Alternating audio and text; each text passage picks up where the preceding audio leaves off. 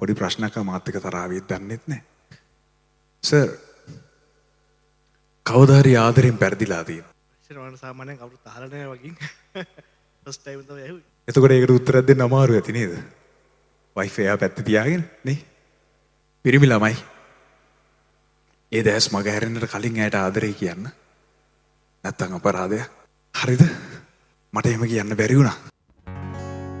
මට එහෙම කියන්න බැරි වුණ නිසා මං එයාට මෙන්න මෙහෙම කිව්වා.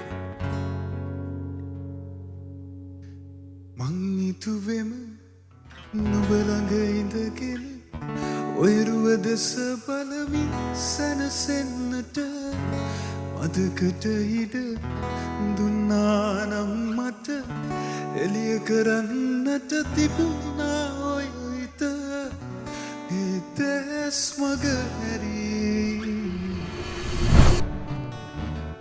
මදි වුණාදෝ දෙවියන්ට නොබැරුව මවන විටදී කලමනා ඒ නිසාදෝ පල ගැසුම් දෙක පුල් අතරේ රැඳුනේ පෙම්සින මං හිතුවෙම නුඹ ළඟ ඉඳගෙන ඔය රුව දෙස බලමින් සැනසෙන්නට මදකට ඉඩ දුන්නා නම් මට එළිය කරන්නට තිබුණා ඔය හිත ඒ දැස් මග යලි නොපෙනෙන හැඩරුව නුඹගේ තාම නොමැකී මනසේ ඇඳී